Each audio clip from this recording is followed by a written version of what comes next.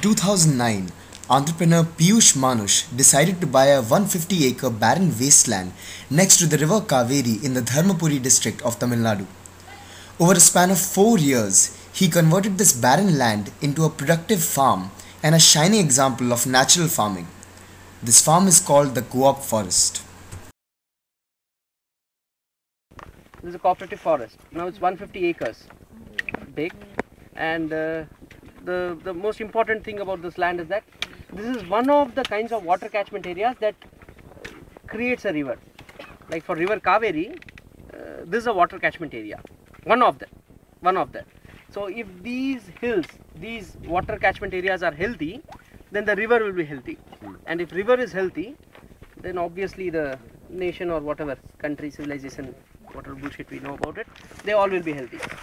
Now, so it's very important that these catchment areas are, we have lost them actually. We have been losing them towards bad land policies, lack of technique to basically revive them.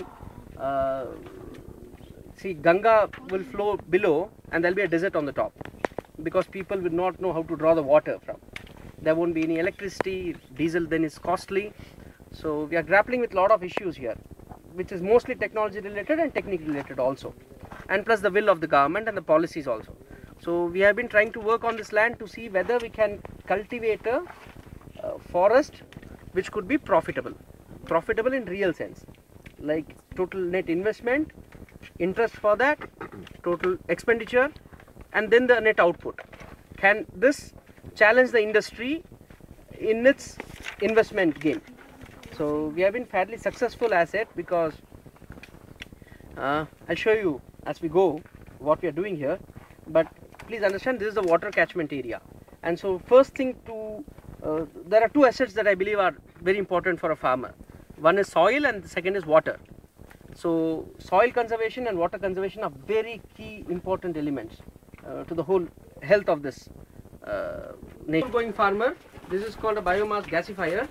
We basically burn wood, store wood in this burns here, it filters mechanically through a sawdust filter, cotton filter. So it's a very crude mechanism till date. It is little crude in sense, and then we have a Maruti Gypsy engine here, which we need to rerun. There was some tar problem actually.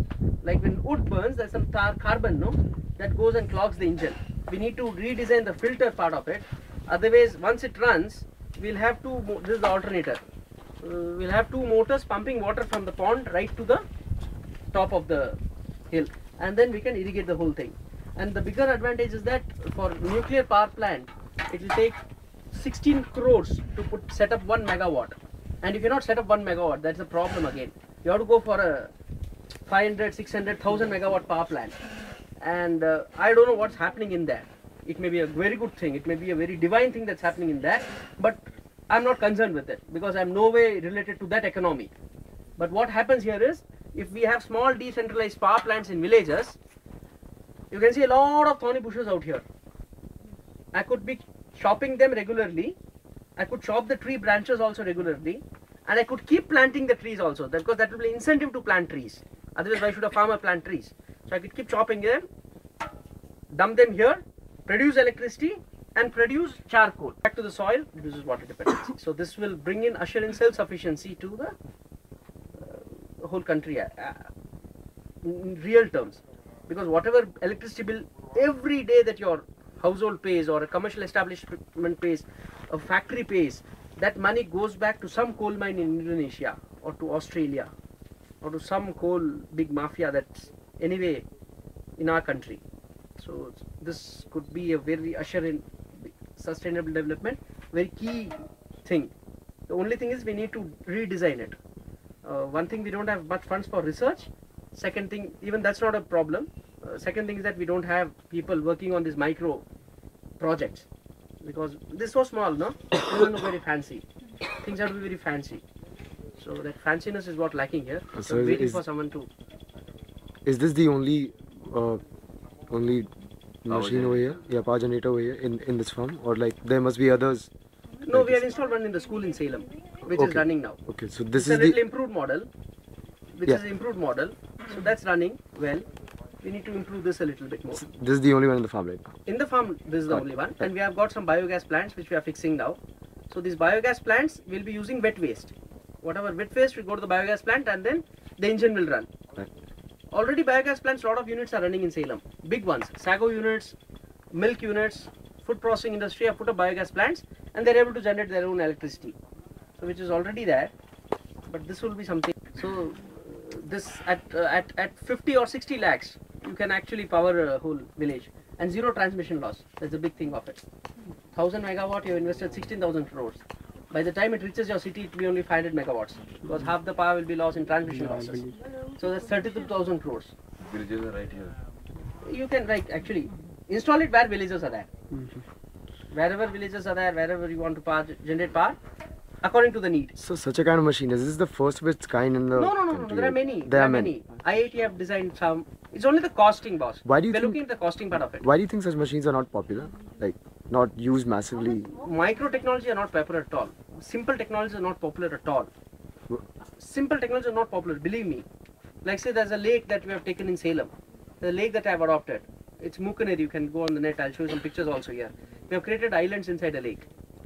Now, when we create islands in a lake, I have planted 15,000 trees inside one lake, a 50-acre lake. It's become a bird sanctuary. Each island acts as an RO plant. It cleans the water, increases storage area. The PWD is not ready to accept it. Why? Because it's a very simple solution. It costs us only 22 lakhs. Now, per lake, they have a budget of at least 20 crores. Now, how will you like? It's all about... Natural farming is different from organic farming because it involves much less human effort than organic farming and instead lets nature do its work. Therefore, apart from installing cheap yet efficient machinery like the biomass gasifier and planting vegetation requiring little rainfall like bamboos, the edible oil called Sina ruba, gulkand and aloe vera, no other externality was introduced. The co-op forest is now so efficient and profitable that it needs only 300 millimeters rainfall per annum to sustain itself. When asked why he didn't use any pesticides on his farm, Mr. Manush said, "I will not poison my soil and water just so people can have food."